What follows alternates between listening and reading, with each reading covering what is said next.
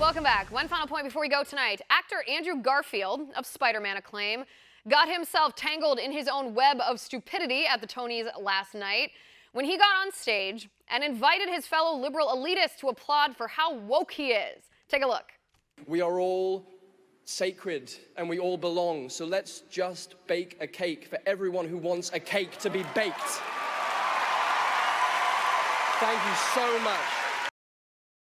Let's just bake a cake for everyone who wants a cake to be baked. Is that how easy it is, Andrew? Just force people to bake a cake no matter what? Is that the tolerant thing to do? Well, okay then. Let's play by your rules. Should Muslim bakeries be forced to bake a gay wedding cake against their religious beliefs?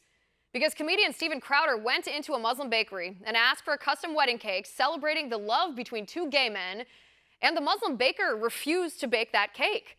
Should the Muslim baker be forced to bake that cake in violation of his Islamic religious beliefs? If not, why not, if we should bake a cake for everyone who wants a cake to be baked? Jack Phillips of Masterpiece Cake Shop says he'd refuse to bake a custom cake that degrades or demeans gay people for being gay. He wouldn't bake a homophobic cake, he says. Should Phillips be forced to bake that hateful cake in violation of his values? If not, why not, if we should bake the cake for everybody that wants a cake to be baked? Now, what you're talking about is not inclusivity. What you're advocating for is not tolerance. What you're talking about is government tyranny, where people are forced by the government to do things they don't want to do, things that violate their religious beliefs, just so you can stand on that stage and sound woke. Well, you might get a round of applause from the echo chamber that is Hollywood, but that's not how liberty works. Should the coffee house in Oakland that refuses to serve cops, should they be forced to serve police officers? Funny, I didn't hear you or the left condemning that.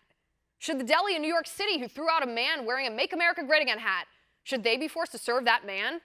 Funny, I didn't hear you or the left condemning that. See, the idea of liberty is that sometimes people's ideas aren't the same as ours. We might even be offended by their beliefs, but they're free to believe in whatever they want to believe in.